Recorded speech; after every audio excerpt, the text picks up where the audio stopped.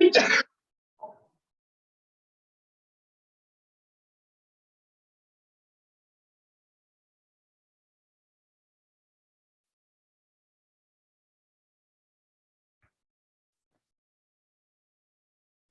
I welcome all the participants.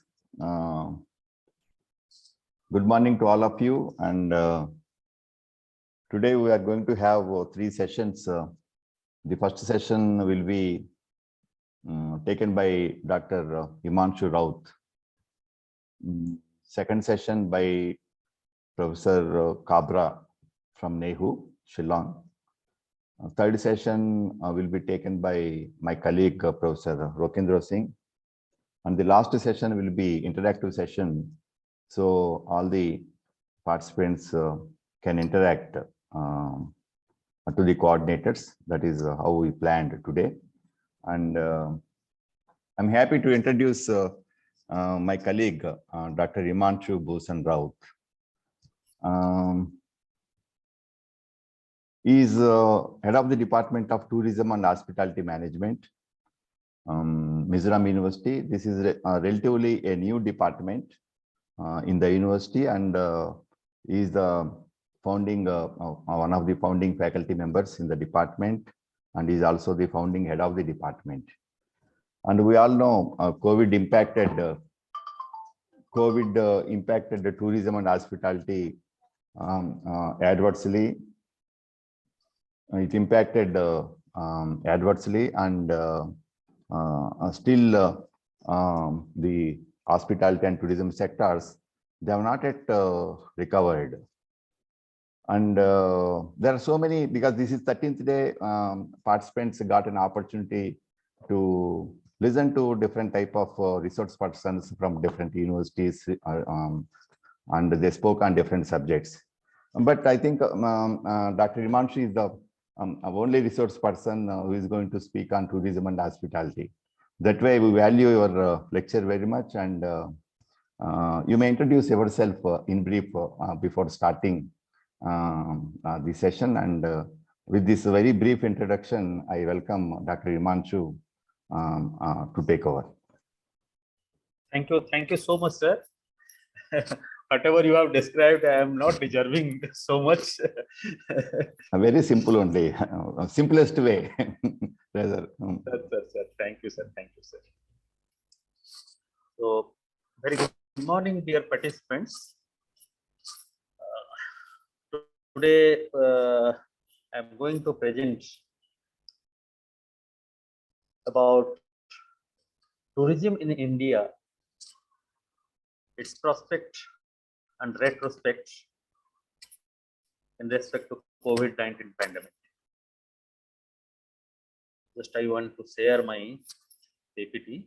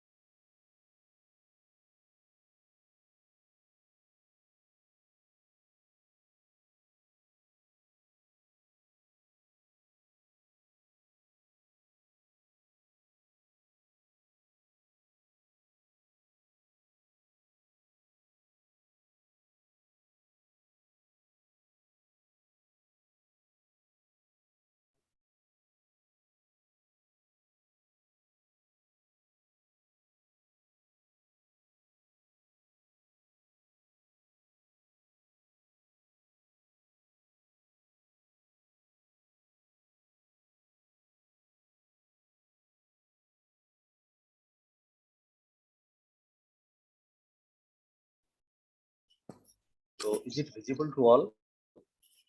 Yes, yes. Continue, sir. Thank you, sir. So, in this class, we are going to discuss about tourism in India, prospect and retrospect in the context of COVID pandemic. But before going to prospects and challenges in this sector or tourism in India, I want to describe tourism, and we should understand what is tourism exactly. Generally, we all have enjoyed, we all have participated in different forms by knowingly or unknowingly in tourism activities. But generally, sometimes without knowing, without understanding, we participate in tourism activities. But in this class, I want to make it clear what exactly tourism is, who all are the stakeholders in tourism, and how we are participating in tourism, what all components generally attract or motivate the tourist to participate in tourism, and what is the position of tourism in India. Then we will go to touch the next part, the prospects and retrospect in the context of COVID pandemic. So before defining tourism, I may tell you, tourism, the act and process of spending time away from home in pursuit of recreation, relaxation, and pleasure, while making use of commercial provision of services without knowing, without understanding, also we are enjoying tourism.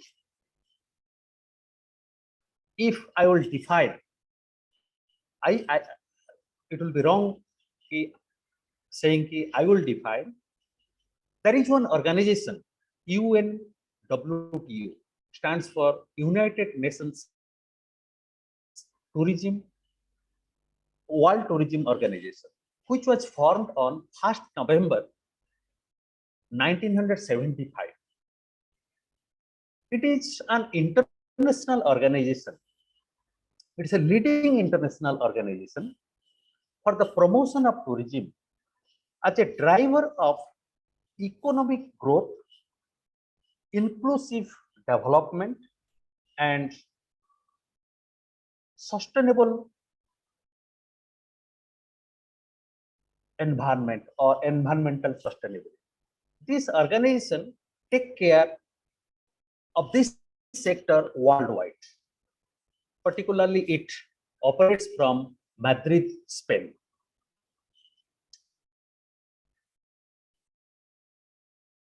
So, as per UNWTO, tourism is a social, cultural, and economic phenomenon which entails the movement of people to countries or places outside their usual environment for personal or business or professional purposes.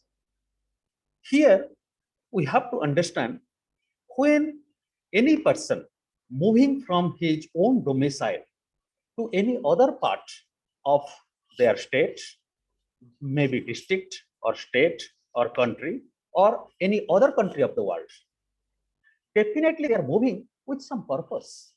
Without purpose, no one moves from his domicile to other place. They may be moving for one particular period. They must have thought if for how long they will stay over there. Maybe they have made up their mind not to return back to the domicile. Also, the purpose may be for one remunerative cause or may not be. So, movement due to different causes, movement due to different purposes, movement may be for a remunerative purpose. That means when someone is moving from one place to another place, he may be going for his job, for his assignment, for which he is remunerated.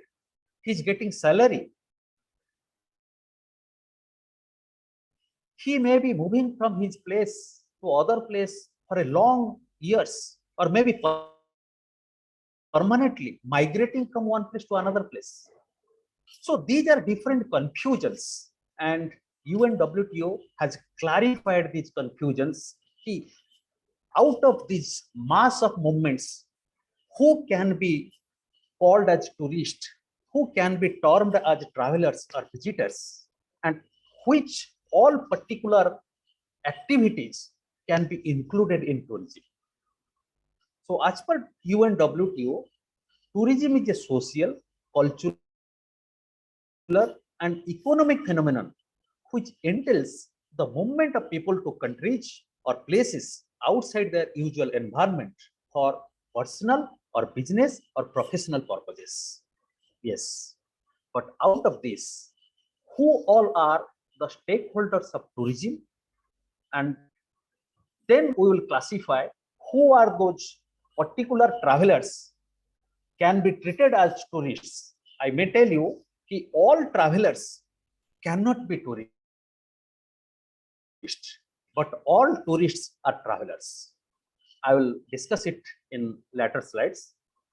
First of all, this is a model of all stakeholders, those who are participating in tourism industry. First one is our government. That may be our district administration, that may be our state government, that may be our central government. So government plays a vital role in tourism industry because central government deals with the visa processing for the foreign tourists. Central government imposes different types of rules and regulations. Central government decides what can be the procedure to avail Indian visa, what will be the travel guideline for all tourists. So these all things generally controlled by central government. State government also imposes various rules and regulations for particular tourist destinations within their state. District administration also plays a vital role for regulating the tourism process in various tourist destinations.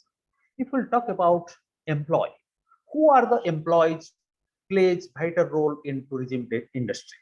Employees may be the employees of state government, those who are taking care of tourism department, that may be directorate of tourism, that may be tourism development corporation of that particular state. Maybe the central government employees, those who are working in the Department of Tourism, Ministry of Tourism, Directorate of Tourism by Government of India.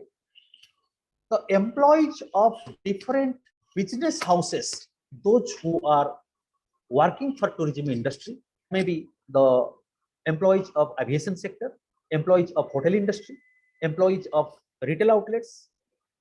So these employees also play vital role in tourism industry. If we talk about local businesses, definitely we have visited different tourist destinations. We found a lot of small business houses surrounded by the destination, those who are doing very good business in that particular destination. That may be a souvenir house, that may be a handicraft and handloom shop, that can be one art and craft shop, maybe local product shop. So local business also play a very important role in tourism activity. Then the resident, definitely residents, those who are the people residing near to the tourism destination, those who are technically termed as host community, the people of that particular destination, they also play very important role in tourism, because excluding local people, avoiding host community, tourism cannot go. And they are the major player in tourism activity, because they have to welcome, they have to accept, they have to receive the outsiders in their own locality. So they have to play a major role in tourism industry. Then activists. If we'll talk about activists, there are different activists work, maybe social activists, maybe cultural activists, maybe environmental activists. So these activists also protect the interest of the tourists, try to protect the interest of the local residents, try to protect the integrity of that particular destination. So they also play one important role in tourism industry. Then definitely tourists are the major component without tourism cannot be occurred. So tourists are the major player in tourism industry. Without tourists, there is no meaning of other stakeholders. Then national business chain, definitely there are different airlines, different tour and travel operating organizations, different travel agencies, other businesses, those who are fully dependent on tourism, that may be P2P accommodation platforms, peer-to-peer accommodation platforms, just like Airbnb, OYO. So these also play a vital role in tourism industry. And lastly, if we'll talk about NGOs, non-governmental organizations, in different state governments, some NGOs are operating some particular local tourist destinations. Nowadays, government is more dependent on non-governmental organizations because NGOs generally working for sustainability, and definitely NGOs are also working for the livelihood of local residents, and it is easier for the government if the charge or if the responsibility will be handed over to those NGOs, they can perform better. So in a gross, these all are the stakeholders, those who are working for tourism industry. If I will classify all those stakeholders into three categories, they may be classified into primary stakeholders, secondary stakeholders, external stakeholders. So who all are coming under primary stakeholders? Generally, tourism business owners and managers. I have already discussed in previous slide. What all tourism business houses are there and who are operating? Generally, that may be hotel owners, restaurant owners, different handicrafts and handloom shops, airlines, tour and travel agencies, transporters. So these all are the tourism business owners and definitely the managers and employees of these business houses. Then we can talk about the developers, those who are investing, those who are developing properties, infrastructures in and around the destinations to accommodate or to enhance the carrying capacity of that particular destination. Investors, obviously, they are investing their money. Communities, that means the local communities, those who are staying in and around the destination. And lastly, the tourists. These all are the primary stakeholders of tourism industry. Then we can talk about the secondary stakeholders. Who all are the secondary stakeholders? First, we can talk about domestic airlines because they are operating their flights within our country, transporting the domestic tourists from one place to another place. National officials, maybe the government officials, those who are working for tourism industry. Local officials, maybe the district administration or the state government employees working for tourism industry, Department of Tourism. Local elected representatives, maybe the political leaders, local political leaders, they also play a vital role to develop that particular destination coming within their or near to their constituency. They may be the MLA, member of Legislative Assembly, or maybe member of Parliament. They can work development of the tourism destinations. They can present the situation, status of that particular destination in political forums. And definitely scientists and academics, just like us, we can write, we can do research, we can come up with different plans, suggestions to the government. and NGOs, non-governmental organizations. These all are coming under secondary stakeholders, those who are working for the development of tourism.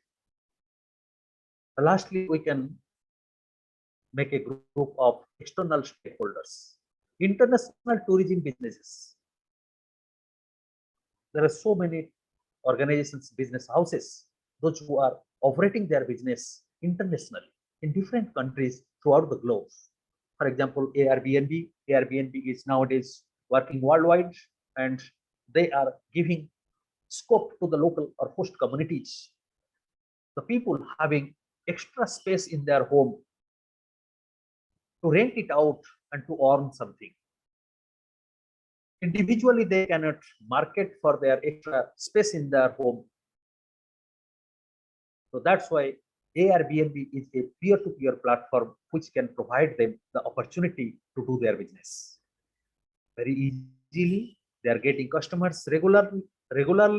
They are earning something, and definitely this organization is providing one earning source or earning opportunity for the local host or host communities for doing some business. Banks and insurance firms, definitely these organizations, banks can provide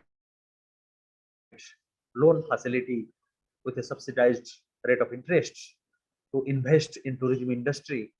They can provide finance to develop the properties for tourism industry, and insurance obviously working for this sector as one external stakeholder. International airlines is also operating for the development of tourism.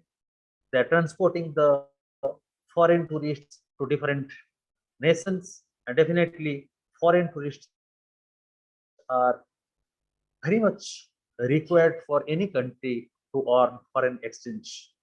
And definitely, if the number of foreign tourists will increase, foreign exchange earning of the country will increase, and which will boost the economic condition of that country.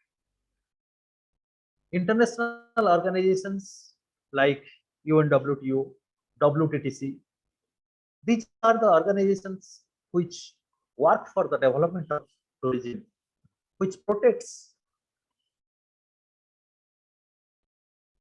the interest of tourism, which acts as the representative for the tourists, which also raises the international issues for the interest of any foreign tourists facing any problem in any part of the world.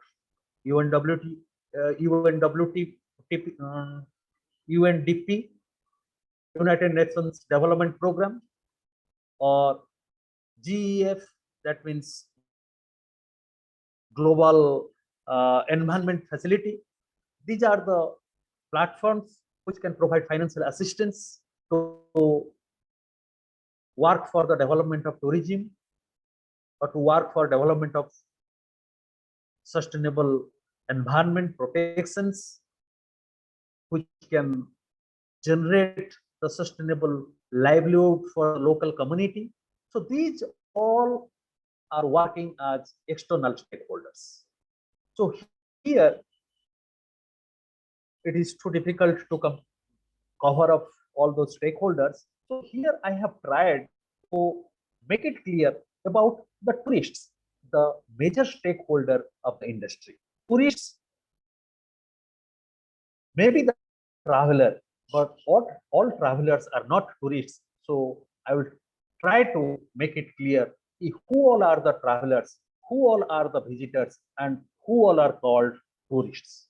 The traveler, the appellation traveler is generic in the sense that it is relevant to any form of movement of a person, irrespective of the distance traveled.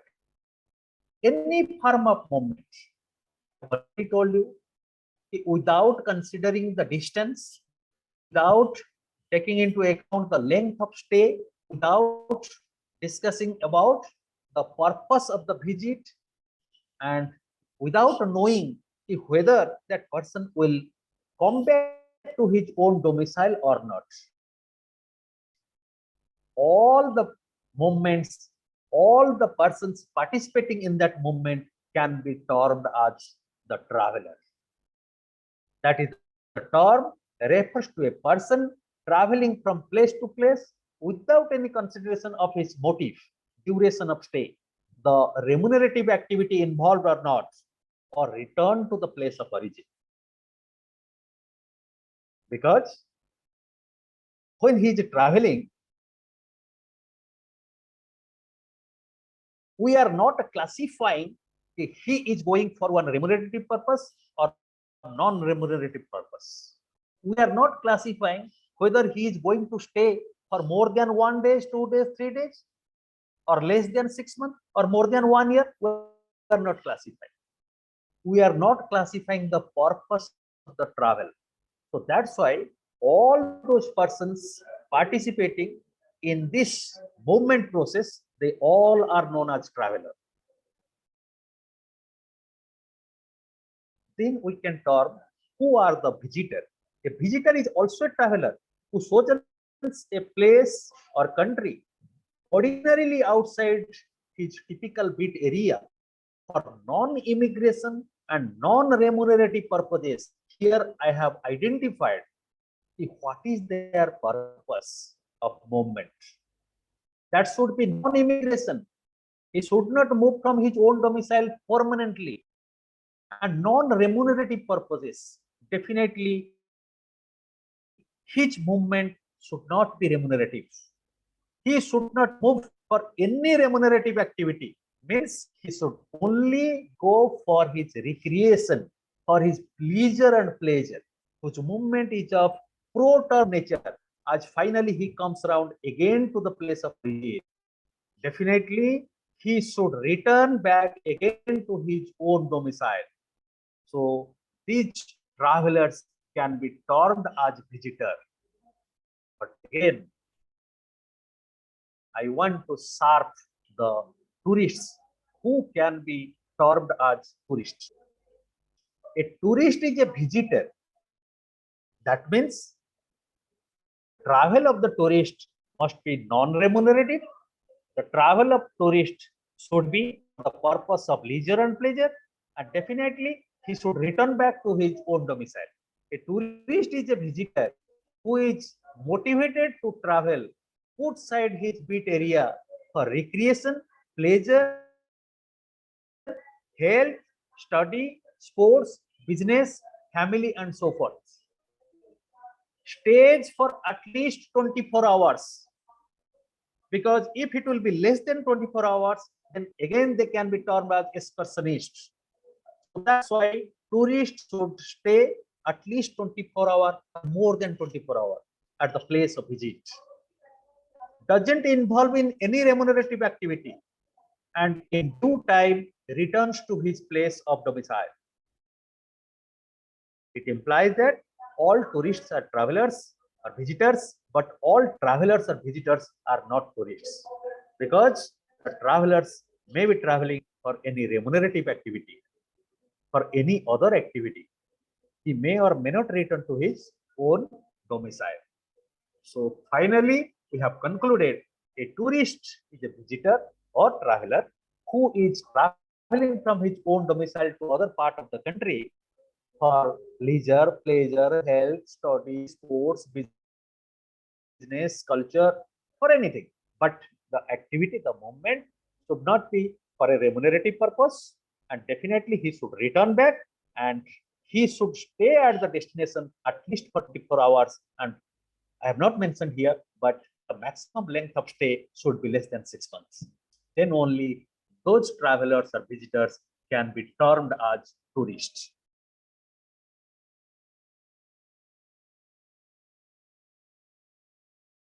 Now, I want to clarify why the tourist does so. Why tourists move from one place to another place, from his own domicile to other place, by getting nothing or by not getting any remuneration.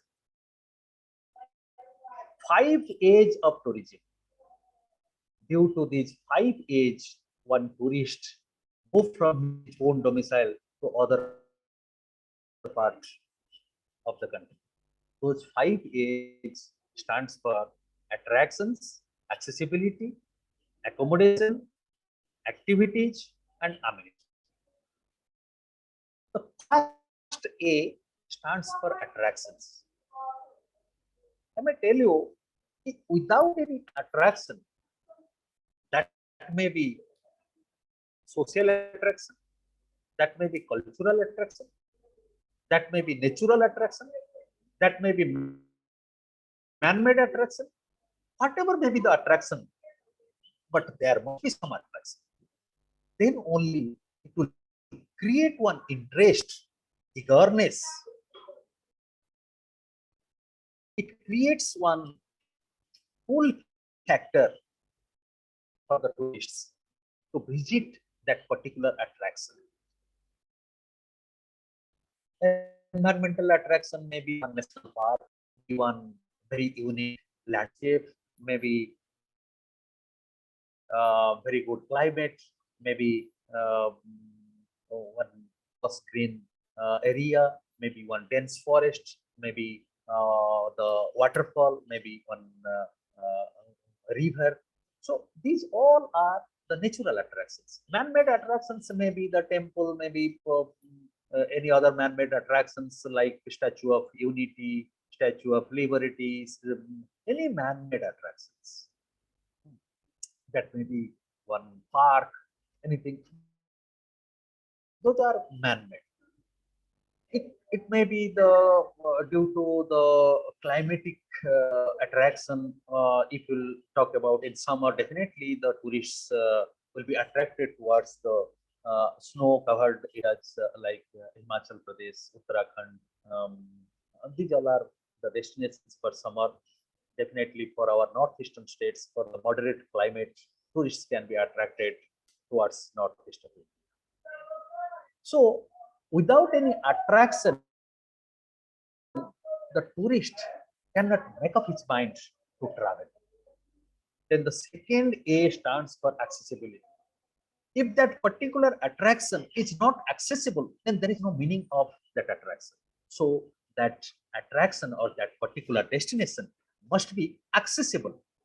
So accessibility may be by air, maybe by water, maybe by road, maybe by rail, or any mode of communication. Without accessibility, there is no meaning of attraction.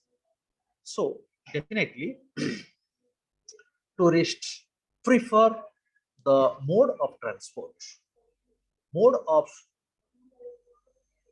reaching that particular destination as per the paying capacity, as per the affordability.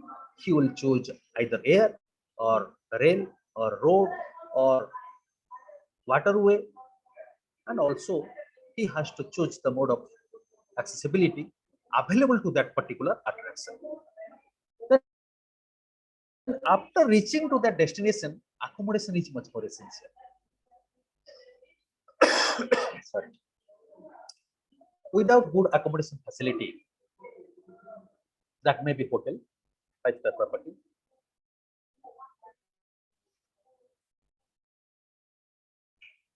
Am I audible to all? Am I audible to all? Can anyone respond, please? Because power cut is here. No problem. Professor Himanshu, no problem at all. Sir, You sir, can. sir.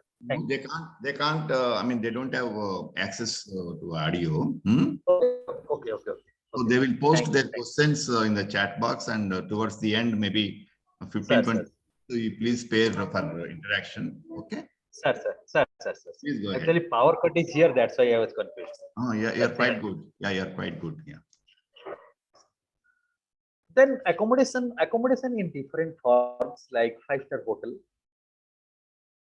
That may be any star category hotel, non-star hotels. That may be any supplementary accommodations like Pantrika, Panthanibas, or maybe the guest houses, maybe the P2P accommodation. Just I was narrating about Airbnb, Oyo rooms or Goi Vivo rooms.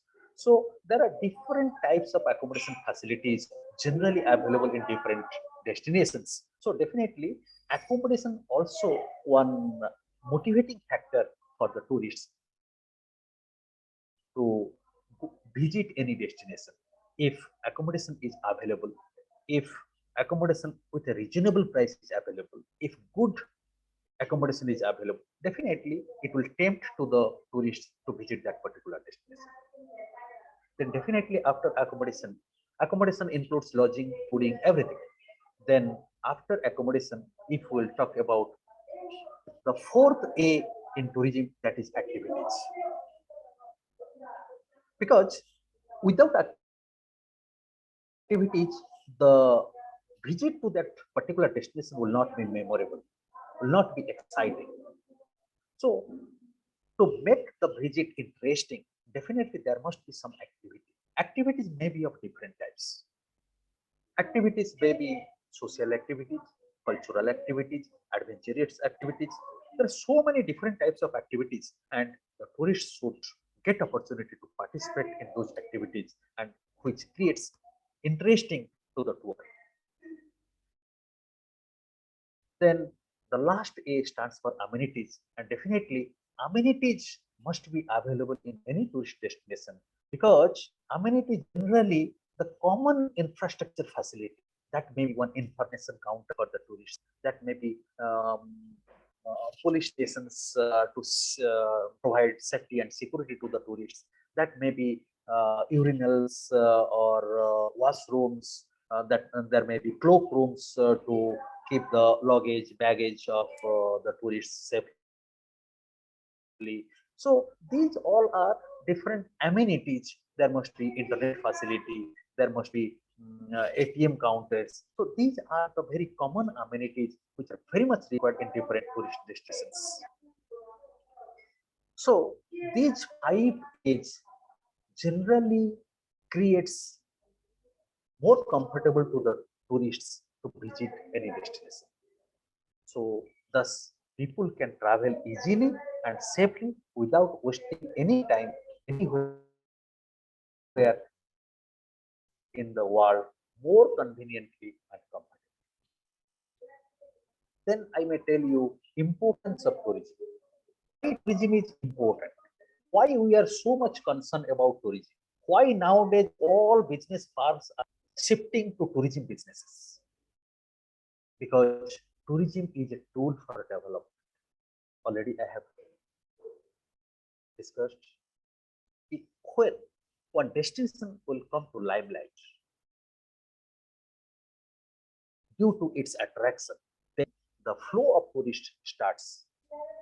When to that particular destination, the focus of government, the focus of business firms comes to destination. And definitely the infrastructure development will be there. When the business is there, definitely more and more number of business competitors will arrive in, and slowly to accommodate the number of they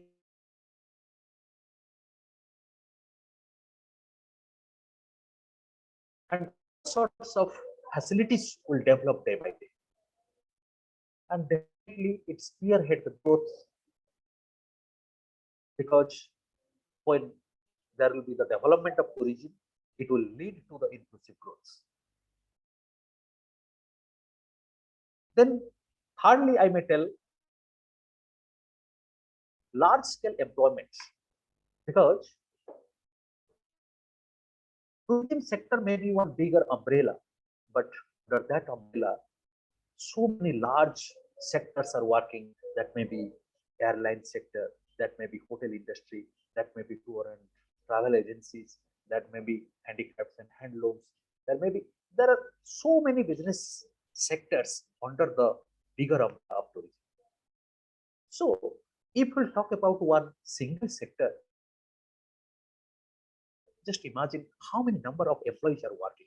Now I am not going to touch the COVID part.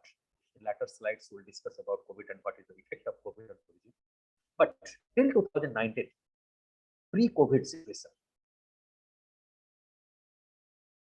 Lakhs of people are working in hotel industry. Thousands of people are working in aviation sectors. Lakhs of people are directly and indirectly associated with tourism businesses. So, tourism sector creates large-scale employment opportunities. There are so many local people, those who are also directly and indirectly dependent on the tourism movement, tourist movement to their particular place. Their livelihood is very much dependent on the earning of the family due to the movement of tourists. Improve the quality of people's life. Definitely, when people start to earn from this sector, and when the earning will be high, definitely spending capacity will grow. When spending capacity of a person growing, definitely he or she will lead towards quality life. So definitely tourism helps to improve the quality of people's life. It supports environmental protection because now government is sensitized by providing different types of skill development programs, startup trainings,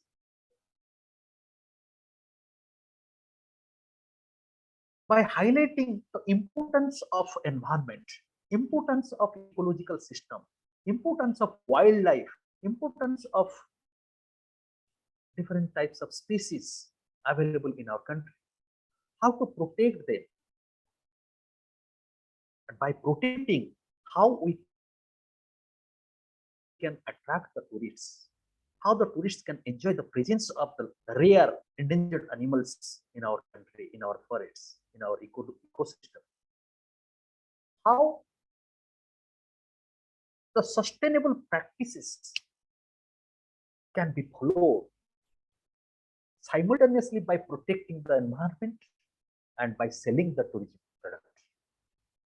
So, government is putting more focus on the protections of environment, protection of forests, protection of wildlife, protection of rivers, protection of sea. So, due to the development of tourism, government is more focused towards all these things. NGOs are cleaning the place. Under Namami Ganga project, government is focusing on cleaning Ganga. These are some steps we are taking to protect our environment and majorly to attract the tourists. So due to the development of tourism, it leads to the environmental protection. Champions diverse cultural heritage. India is a country of diverse culture.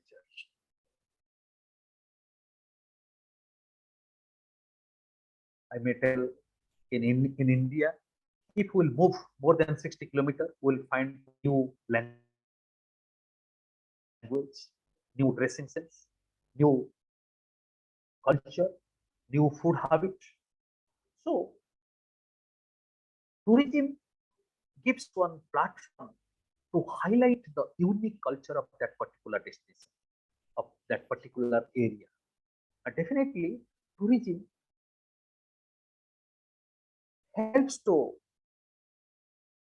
popularize that particular culture of that particular destination. And whenever one tourist visit any destination, definitely he will learn some new culture and again will pass his or her own culture to those local people, local community. So definitely there will be one mix up of different culture. And when the acceptance of culture will be developed among the community, host community, if the of different culture will be developed among the tourists, then there it will be peace in the world. Because if we are culturally accepted by others, definitely the tolerance will develop. If tolerance will develop, then it will lead to peace in the world. So directly or indirectly, tourism also strengthens peace in the world. So these are some importance of tourism. There are so many things. It is not possible within 1.5 hours. So that's why I have tried to touch some parts. So now we will come to tourism in India and how our country is an international tourism nation, how our country is a unique tourism destination, and why tourists should visit India, and how we can make tourism one major source of earning for our country. India is one of the oldest civilization in the world. India is a mosaic of multicultural experience.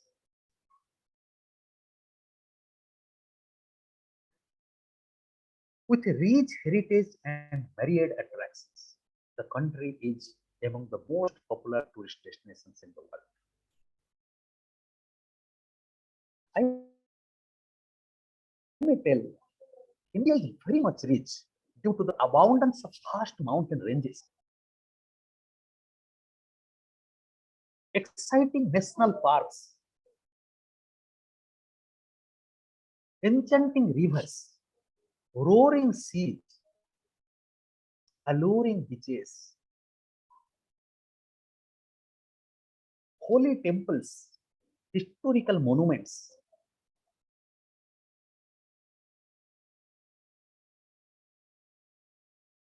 lonely valleys. India, a tourist paradise. The uniqueness in the hospitality of the people of India, the rich tribal culture, it also creates a major attraction among the tourists to visit India.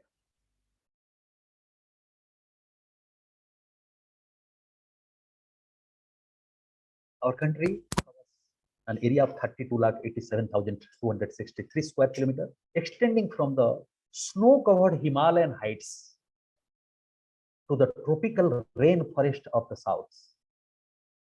As the seventh largest country in the world, India stands apart from the rest of Asia, marked off as it is by mountains and the sea, which gives the country a distinct geographical entity.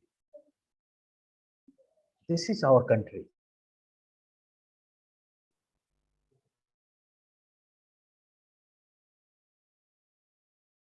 It will again try to highlight India. India is a great country with a heaven of tourism delights like wealth of sites, cultural exuberance, and diversity of terrain.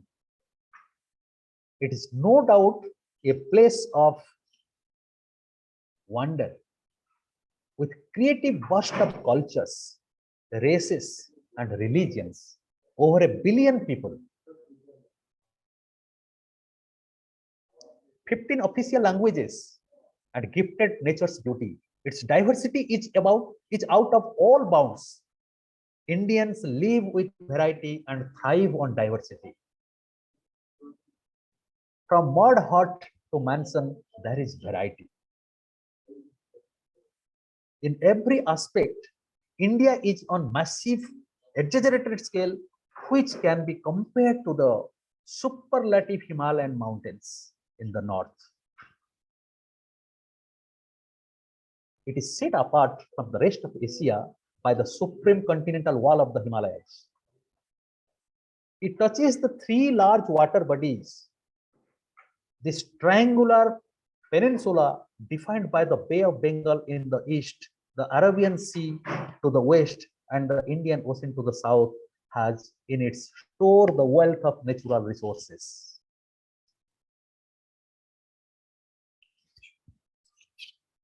India is a diverse tourism destination. Only India is a country where tourists can enjoy all kinds of tourism together. Here, participants, there are different forms of tourism, different types of tourism you must be knowing. But here I have highlighted only wildlife tourism, adventure tourism, heritage tourism, cultural tourism, religious tourism, eco-tourism, and health tourism. Because there is one reason. After this COVID-19, we found India is always overcrowded during the month of November and December. And there is one seasonality effect in tourism in India. It starts from October to late February or maximum up to March. Just to finish this seasonality in tourism, just to make our country a 365 days tourist destination, our Ministry of Tourism, Government of India is focusing on this form of tourism so that the tourist can visit India in all seasons throughout the country, throughout the year. If we will highlight these forms, if we will market for these forms of tourism worldwide, then definitely our country will be one destination for 365 days a year. If we will discuss about wildlife tourism, definitely we have also enjoyed, we have also took part in wildlife tourism, visiting different national parks and going to different sanctuaries. We enjoy the movement of the wildlife there, and this can be one major attraction. India has a rich forest cover which has some beautiful and exotic species of wildlife, some of which that are even endangered and very rare. This has boosted wildlife tourism in India, particularly the places where a foreign tourist can go for wildlife tourism in India are Sariska Wildlife Sanctuary, Keoladeo Ghana National Park, Rajasthan, Corbett National Park, Uttarakhand, Kaziranga National Park, Assam. So these are very famous wildlife. Gir National Park, Gujarat. So these are very famous wildlife tourism destinations for those tourists. Then adventure tourism in India. Adventure tourism nowadays very much attractive form of tourism for the youngsters, for the youth tourists, because adventure tourism generally includes some thrilling activities, adventurous activities. That's why in adventure tourism we classify hard adventure and soft adventure. If we will classify the activities into hard adventure and soft adventure, within hard adventure we may include bungee jumping, whitewater river rafting, skydiving, like this. In soft adventure tourism, we may talk about mountain biking, trekking. These all are skiing. These all are soft adventure tourism.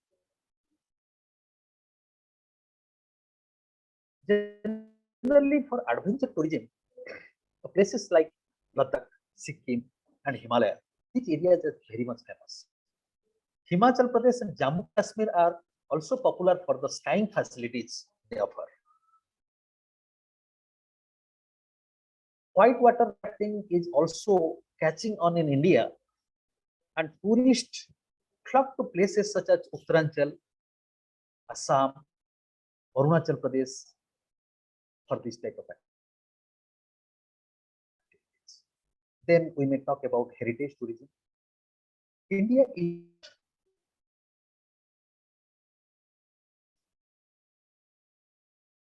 very much rich culturally. India is known for its rich culture, cultural heritage.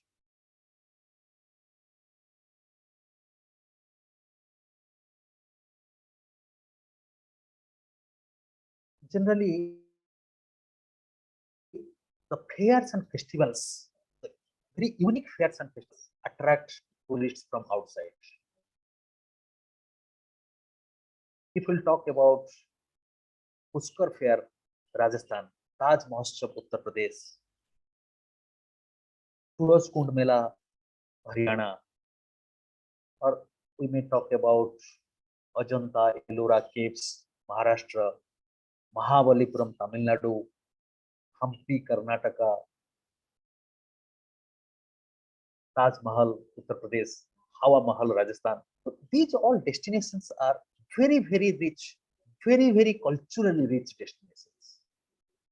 So India is a major destination for cultural tourism. And throughout the year, these all destinations can be covered by the tourists, can be visited by the tourists. And obviously, religious tourism is the oldest form of tourism in our country because our country is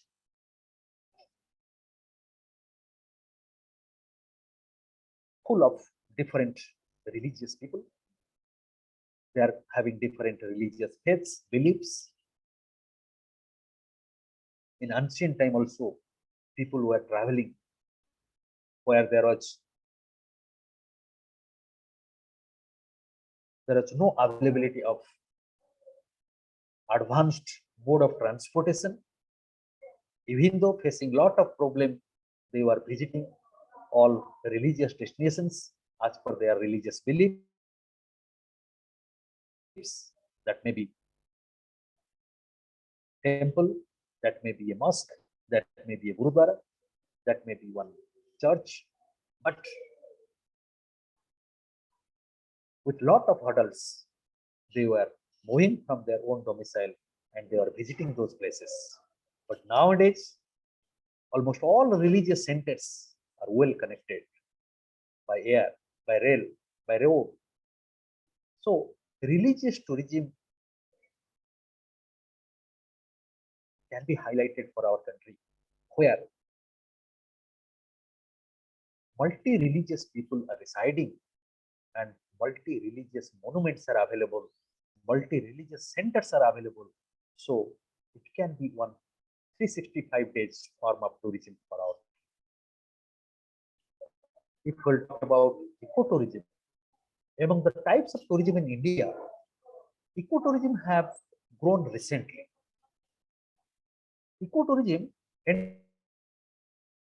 entails the sustainable preservation of a naturally endowed area or region. This is becoming more and more significant for the ecological development of all regions.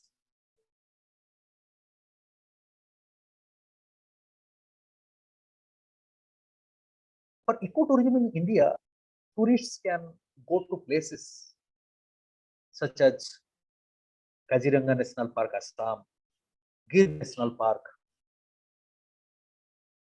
Gujarat, Kanha National Park, Madhya Pradesh. These all destinations are very much attractive for ecotourism purposes.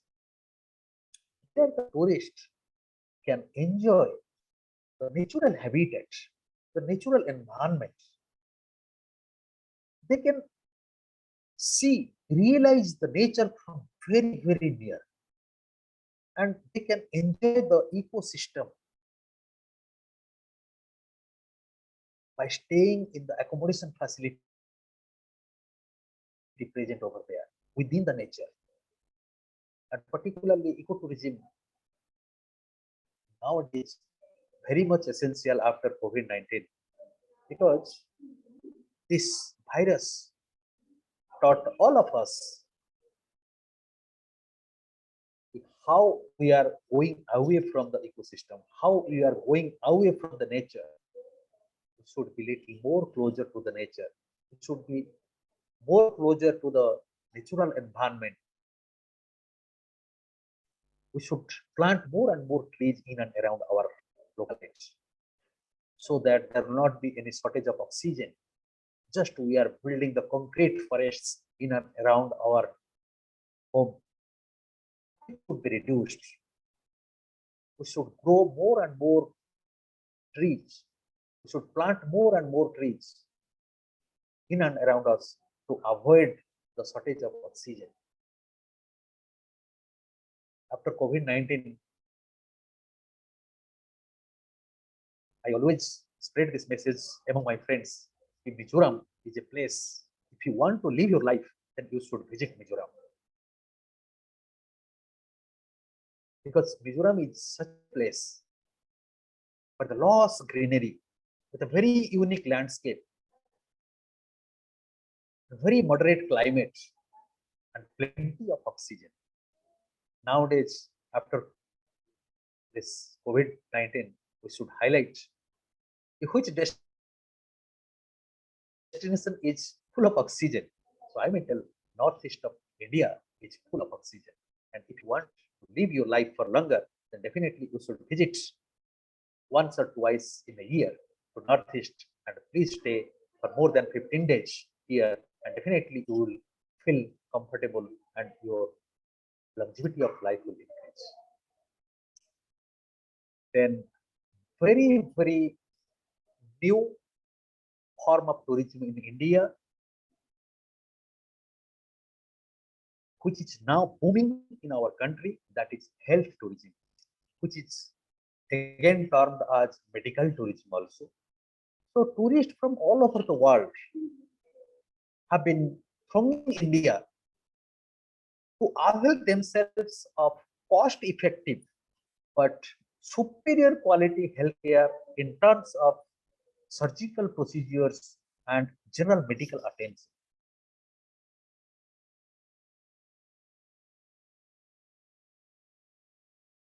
Because these facilities, particularly some surgery,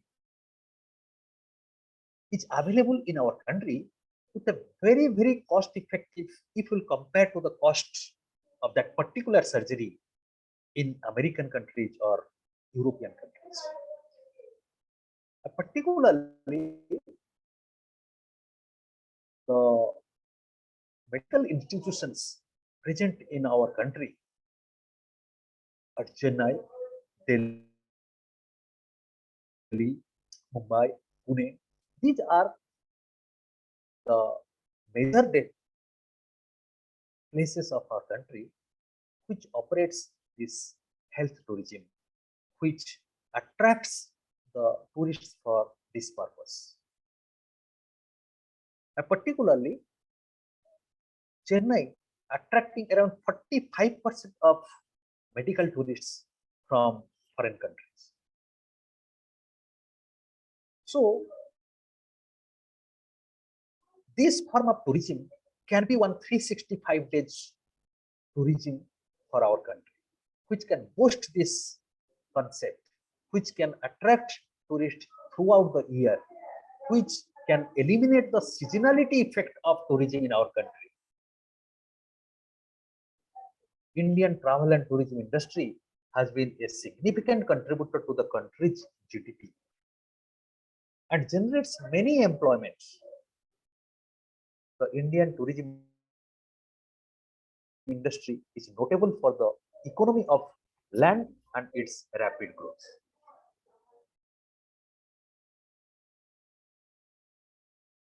Then, importance of tourism in our country generates income and employment as per 2019 and 20 annual report of the Ministry of Tourism, Government of India. More than 87 million people were employed in the tourism industry in 2018 and 19, which was 12.75% of the country's total employment. Just imagine, out of 100, 12.75%, 75 That means tourism can employ more and more number of people in future. But unfortunately, due to this COVID, it has gone down. But again, it has started from 2021.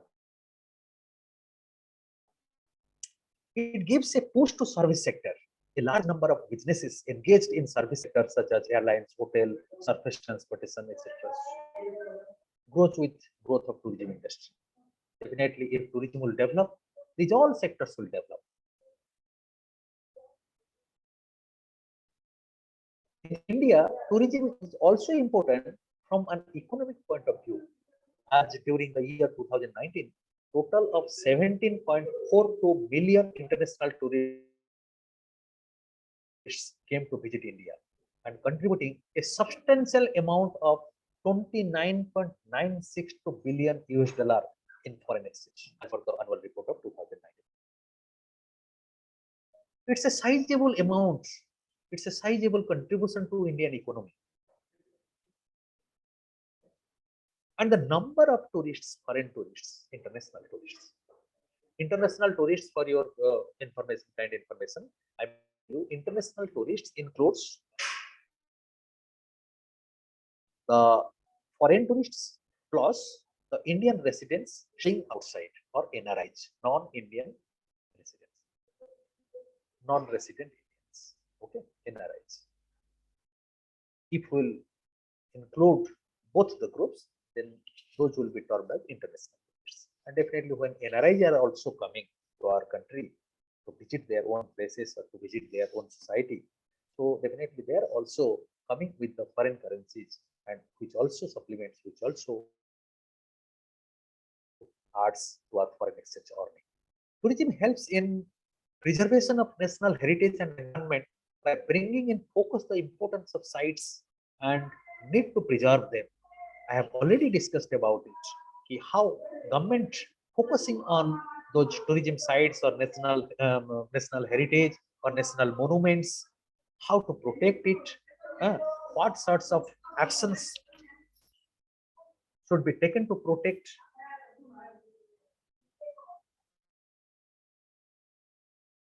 So when tourism develops, definitely government focuses on preservation of all those national heritage and environment. The renewal of cultural pride. Definitely, tourist spots being appreciated globally instills a sense of pride among Indian residents gets enforced. Definitely, when one person coming from outside and visiting one place in our country and experiencing that particular destination and that particular culture, and when they are going back with one good memory, good experience, definitely it is the first job of that tourist to share his experience in front of his friends, nearers and dearest. And when he will share the healthy environment, when he will share about the rich culture of our country in front of his friends and relatives, definitely that is a matter of pride for our country. That is a matter of pride for us being the citizen of such a rich country. So definitely it makes the renewal of our cultural pride. Then I want to discuss about challenges to the growth of tourism in India. These are the common challenges pre-COVID and post-COVID. Tourists in India still faces many infrastructure related problems like inadequate roads, water, storage, hotels, telecommunication, IT facility, many more things. Maybe nowadays government has started different types of projects, different types of sanctions to those tourist destinations. But now it has been developed with major destinations. It is not available in all the destinations in the remote to remotest area of our country. So tourists facing a lot of problem in different locations, different destinations where these all facilities are lacking. Safety and security of tourists, especially the foreign tourists, is a major hurdle to the tourism development in our country. Till now also we have not counseled our local community. Till now we have not yet properly trained our local people how to accept the foreigners, how to accept their culture, how to hospitable towards them. Attacks on foreign nationals raise questions about India's ability to welcome tourists from faraway countries. Definitely, there are so many examples of attack on foreign nationals. Like there are different cases in Goa, there are different cases in Rajasthan, which has gone up to Supreme Court, up to International Court also. So these cases creates one ugly face of India in front of the global market, which will demotivate the foreign tourists to visit our country. Among the 130 countries surveyed, India was placed at the 114th position in terms of safety and security aspect in the World Economic Forum Index 2017, which is a very shameful position. 114th position out of 130 countries in respect of safety and security. Sometimes robbery, sometimes attacks, sometimes they are stealing the property, camera, bags, money, sometimes that cyber fraud, sometimes misutilizing their international cards. So these are different types of mischiefs happens with the foreign nationals in our country. So these must be taken care of by the people of India. This must be taken care of by the government of India. Lack of skilled manpower is another challenge to tourism industry in India. Even though there are number of tourism institutions, number of hospitality management colleges, number of central universities nowadays offering tourism and hospitality management courses, but still, due to the demand of the industry, due to the volume of the business in this sector, this sector needs more and more skilled manpower. Absence of basic amenities like drinking water, well-maintained toilets, first aid, cafeteria at tourist places is also a challenge for this sector. Already I have discussed about the seasonality effect in tourism. With the busy season being limited to 6 months from October to March and heavy rains in November and December, this is another challenge for India. So that's why Ministry of Tourism is focusing on particular form of tourism in our country to make our country 365 days international tourist destination. Then another problem is there non-acceptance of international cards at small outlets. I may tell you, it is also lacking in most of the parts of our country, not yet fully operated that 4G, 5G internet facilities, and definitely in remote destinations where small outlets are not able to receive the international cards for any business transaction, which creates an awkward situation, which creates a trouble for those international tourists visiting those destinations. So in future, these all challenges may be covered up. Now I want to touch COVID-19 and Indian tourism, how it has impacted drastically, how it has impacted badly to Indian tourism market. India is among the countries that have been worst affected by the pandemic.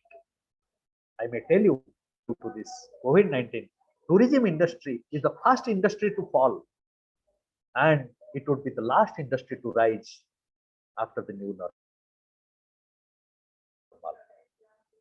With a consistent rise in the number of infections and mortalities, the Indian government has been compelled to implement a slew of measures entailing social distancing, community lockdowns, work from home, self-imposed or mandatory quarantines, and curbs on crowding by shutting down or curtailing rail and air travel, and interstate public road transport, which have brought tourism activity to a near halt for several months because COVID-19 didn't allow one person to move from his house, maybe voluntarily or maybe forcefully by putting local police or Indian army. Forcibly, all the citizens were locked for 2 years in their home. Even in rural areas, there are so many cases we have seen in TV. The villages had blocked the road, the entry point to their village. Even the nearby villagers cannot enter their village. The members of the club of their village, the member of the committees of their village, they were just doing their duties to safeguard their village so that no one can be allowed. Even the relatives are also not allowed to move from their home to relatives' house. This was the situation in COVID-19 and all have experienced it. Due to the pandemic, the world was facing an unprecedented global economic, health, and social emergency. The travel and tourism industry was the most affected sector because hotels were closed, airplanes were on the ground, and all countries worldwide put travel restrictions. So if there is no mobility, if the person is not starting their travel, then what is the situation? What is the presence of tourism? The fear of getting infected from COVID-19 has impacted the travel and tourism industry of the country domestically and internationally. Even though during previous pandemics like Ebola, H1N1, H1N,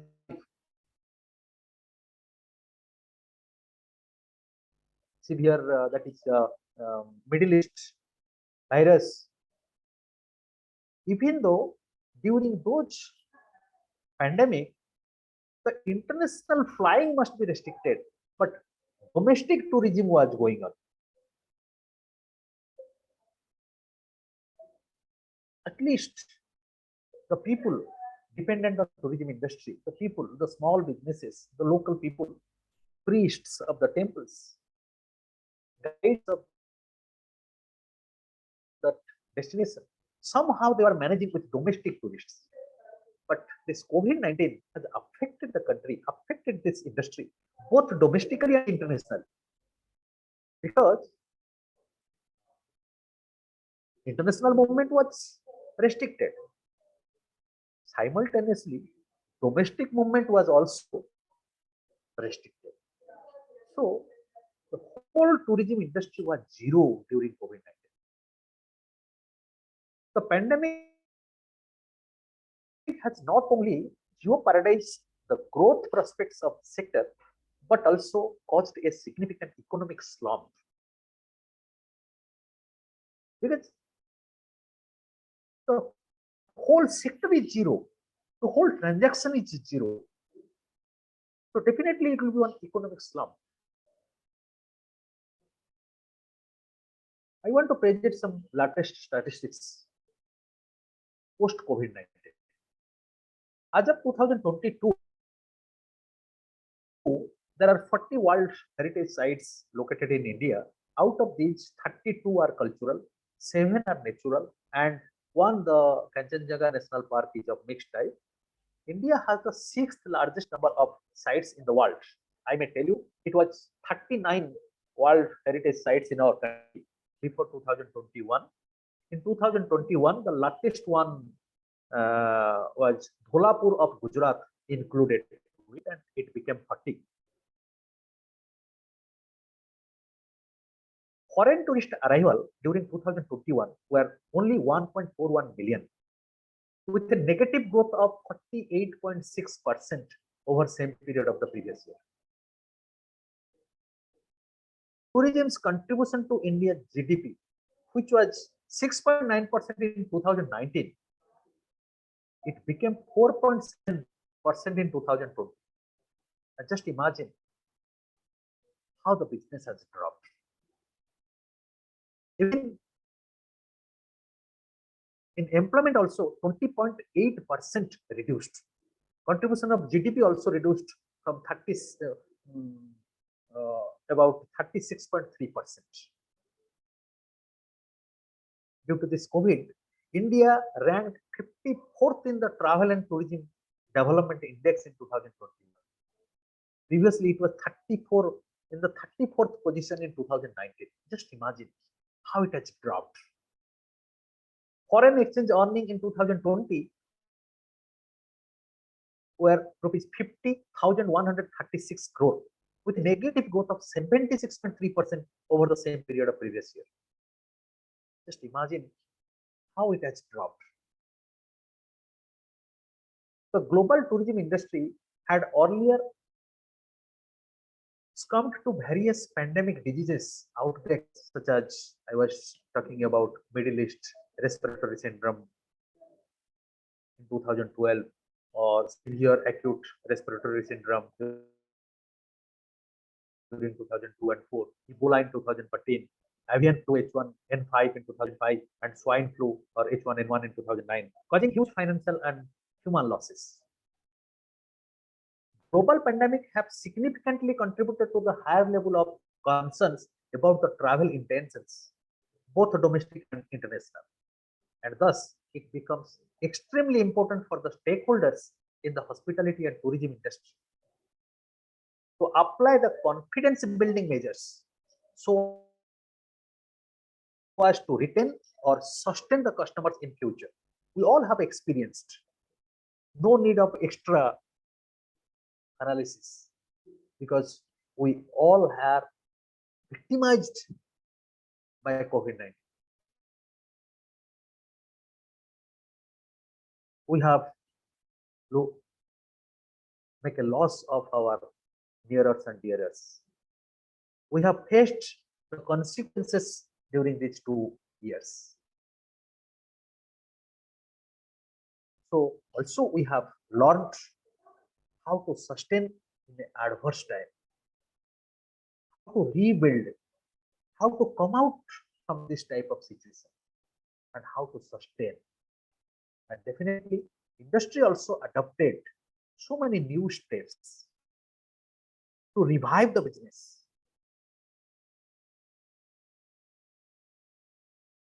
This is the creation of necessary training arrangements for the staff at all levels and imparting them with much needed training so as to enhance the guests' revisit intents and create new possibilities to deal with these kind of pandemic situations. Before COVID-19, we never used this face mask within the flight while flying.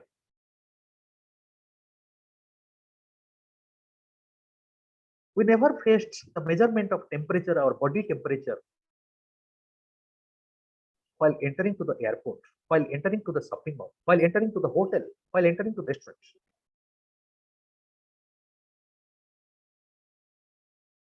Shaking hand was a very accepted mode of in the hotel industry. But nowadays, we have tried, we have practiced it. Without shaking hand, we have to say them namaste. We have to wish them from one major distance. Even though front office executives are the face of any hotel property, they are communicating with the guests behind one transparent glass barrier, glass plate. So these are some practices to avoid the transmission of this danger virus. World Tourism and Travel Council has proposed safe travels a new global level safety protocol to resume tourism travel. It helps to allow travelers to travel safely with new vigorous measures and resume travel activities with physical distancing guidelines. The safety protocol across all stakeholders should focus on the following areas. What are those? Number one, modify and adapt operations and processes for employee and customer safety by redesigning physical and personal spaces to ensure social distance. Now only I was talking about the front office operation in different hotel properties. But the front office executive was welcoming the guests with a tight shake of hands, with a very, very close interaction. But now they are maintaining one distance, one particular distance from the guests. Instead of shaking hand, now they are saying namaste without touching the guests. Even the articles carried by the guests, they are talking, or they are greeting, they are interacting with the guest behind one glass or transparent partition. Implement various remote and zero-touch technology-enabled services and practices to ensure a seamless, beautiful tourist experience across the travel journey. This is one new modality to operate tourism again post COVID-19. Zero-touch technology.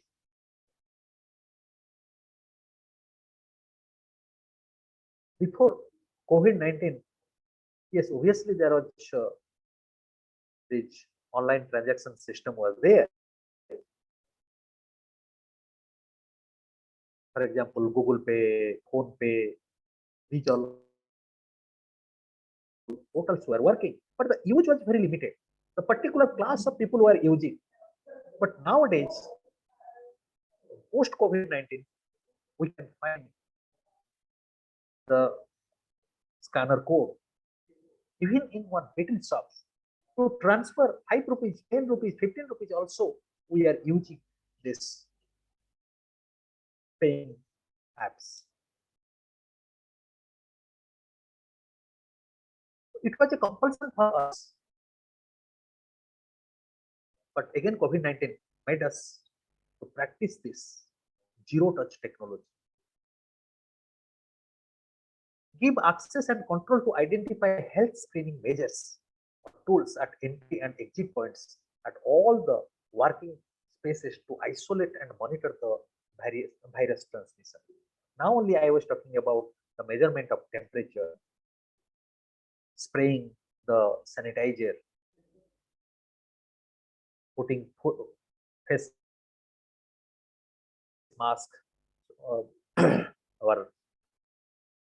different type of measures already practiced, and also now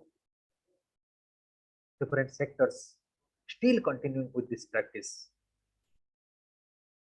Still there will be the declaration from the health authority. Now the COVID has completely vanished. Various sanitation and hygiene protocols to be established across all the touch points to combat various contaminations, virus contaminations. Almost all of us, we have already practiced these hygienic protocols. Even though within our family also, we are very much conscious about all those hygienic protocols. But in industry, definitely in hotel industry, in airline sector, in shopping malls, everywhere you will find everyone is following these hygienic protocols, which has been suggested by our WTTC, World Tour and Travel Council, to follow very strict. This is one suggested model for new normal in tourism. Generally, this model termed as RESPOND. R stands for restart travel, E stands for establish protocol, S stands for stimulate demand, P stands for promote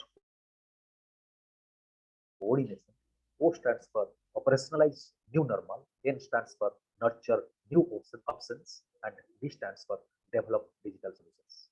Almost all part we have already discussed in previous slides. How to restart the travel, what all protocols we should maintain, how to stimulate the demand, how to promote the coordination between the major stakeholders, how to operationalize the new normals with the protocol, with the suggested roadmap,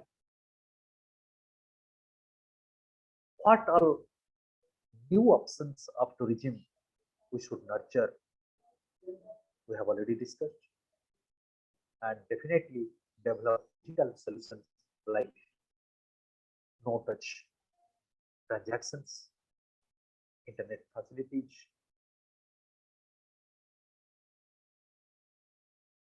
all sorts of digital solutions required for tourism transactions, tourism operations. So this is one suggested model for the new normal in tourism post COVID-19. Facilitation as well as strengthening of tourism in India is the main objective of the Ministry of Tourism. After this COVID-19, Ministry of Tourism is much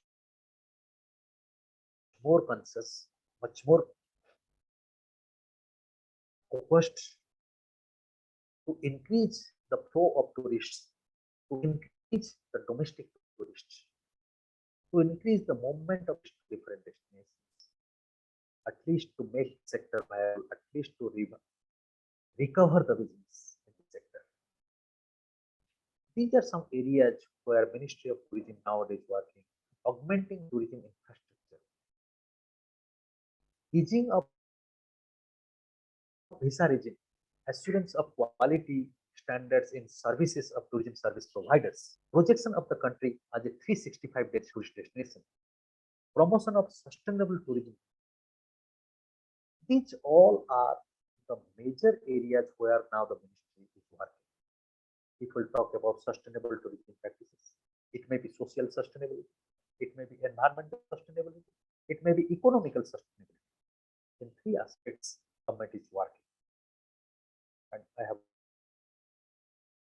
already discussed how government is trying to make our country a 365-day tourist destination. Assurance of quality standards and services of tourism service providers, definitely by giving them quality training, by developing the skill among the employees working in different sectors of tourism. We can develop the standard of service in the sector. Easing of visa regime, definitely previously there were a lot of visa processing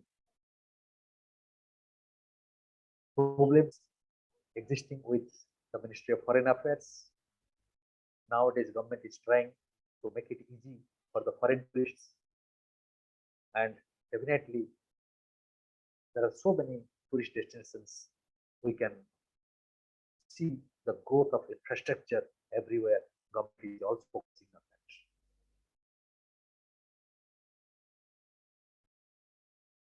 The following strategic pillars have been identified for development of sustainable. Now only I was telling promoting environmental sustainability.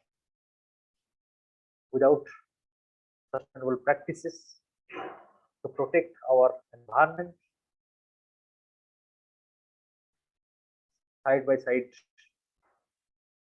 with the promotion of tourism, protecting biodiversity, promoting economic sustainability, definitely we should be more careful about cultural, socio-cultural sustainability. Because these areas must be focused, otherwise tourism may run up to some extent, without of the sustainability of all these parts, we cannot run this industry for a longer time. We cannot make it ever sustainable. We have to focus on these areas. Schemes for certification of sustainable tourism, definitely. Government also initiated to certify all those properties, those who are maintaining different types of sustainable practices. They must be certified. IEC and capacity building programs, good governance is required. So these all strategic pillars have been identified for the development of sustainable tourism by Government of India. What are the recent steps has been taken? Dr. Himanshu, Yes, sir. Dr. Himanshu, Yes, sir. try to conclude. Try to conclude in 2 minutes. Your Sir, session is to 11:30. Okay. Okay, sorry, sir. Sorry. Yes. Sorry, Try to conclude in 1 or 2 minutes. Okay, please. Yes, sir. Yes, sir. So, dear participants, just I am at the end part of the slides. So I may tell you, the government has taken lots of initiatives to make. Already, I have discussed all those major steps identified by the government. I may tell you nowadays 175 countries, the national list of all those countries are getting their visa to visit our country very easily. The latest country is Togo. It's a Western African country which has been included as the 171st in that process. Government of India is also focusing on 2 projects like Prasad and Pradesh Darshan. These are 2 schemes to develop the infrastructure, and definitely Archaeological Survey of India and ITDC are again funded to develop different tourist destinations in and around their area. So these are some steps, initiatives taken by Ministry of Tourism to promote tourism in our country. So with this, I may thank you all, and also I again thank to Professor Jyoti Kumar sir and Professor Bhartendra sir for giving me this opportunity to take a class on tourism in this HRTC program. Thank you all the dear participants. And though it is time bound, so I should not welcome any question. So thank you all. Thank you, sir. Thank you. Thank you, sir, for a very interesting topic on tourism. So, dear friends, he was Dr. Himanshu Bhusan Raut. He is head Department of Tourism and Hospitality Management, Mizoram University. And our next speaker is also here. He has already joined. He is Professor K.